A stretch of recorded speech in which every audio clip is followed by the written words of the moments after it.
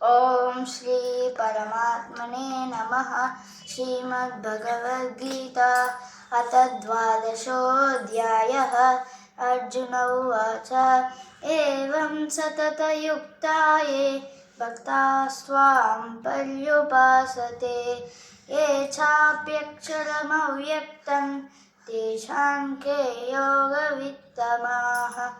श्रीभगवानुवाच मय्यावेश्य मनो ये मां नित्ययुक्त उपासते श्रद्धया परयोपेतास् ते मे युक्ततमा मताः।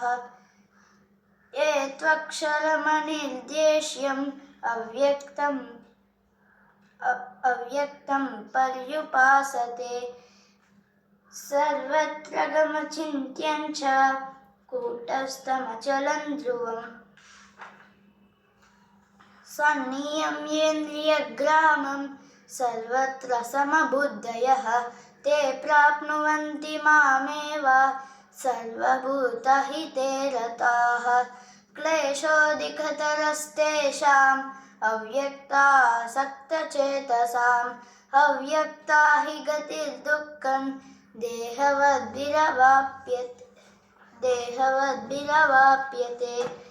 ये तु सर्वाणि कर्माणि मयि सन्न्यस्य मत्पराः अनन्येनैव योगेन मां ध्यायन्त उपासते तेषामहं समुद्धर्ता मृत्युसंसारसागरात् भवामि न चिरात् पार्थ मय्यावेशितचेतसाम्। मय्येव मनः आधत्स्व मयि बुद्धिं निवेशय निवशिष्यसि मय्येव अत ऊर्ध्वं संशयात्। अत चित्तं समादातुं न शक्नोषि मयि स्थिरम्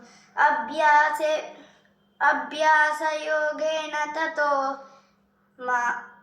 मामिच्छाप्तुं धनञ्जय अभ्यासेऽप्यसमर्थोऽसि मत्कर्म परमो भव मदर्थमपि कर्माणि कुर्वन् सिद्धिमवाप्स्यसि।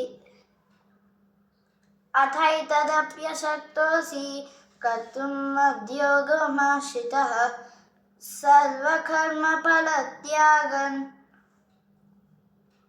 ततः कुरु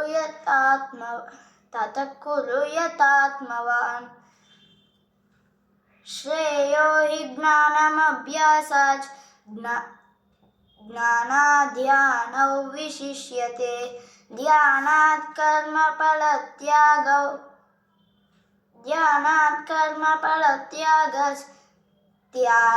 शान्तिरनन्तरम्। अद्वेष्टा सर्वभूतानां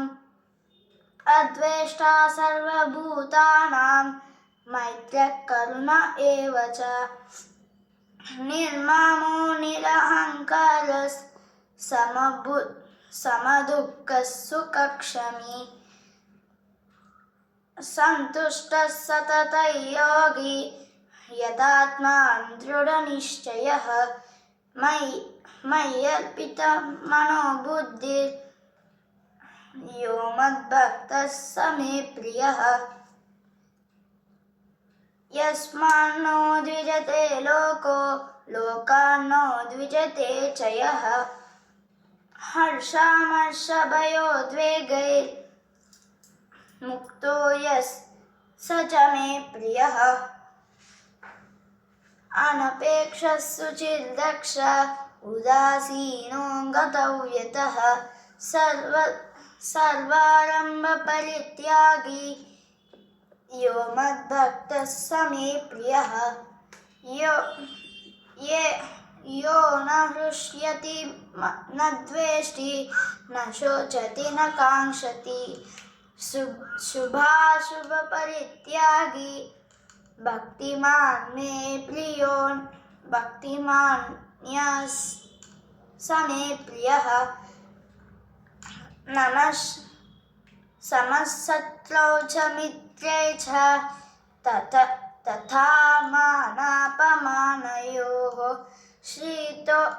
शीतोष्ण सुखदुःखेषु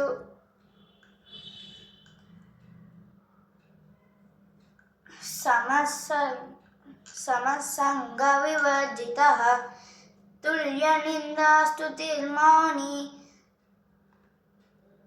सन्तुष्टो येन केनचित् अनिकेतस्थिरमतिर् भक्तिमान् मे प्रियो नरः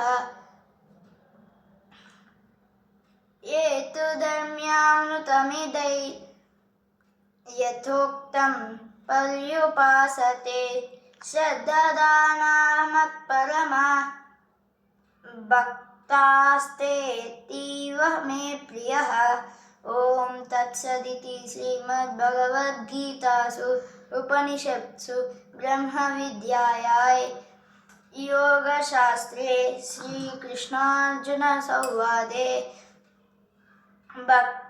भक्तियोगो नाम 12ोऽध्यायः ॐ श्रीकृष्णार्पणमस्तु.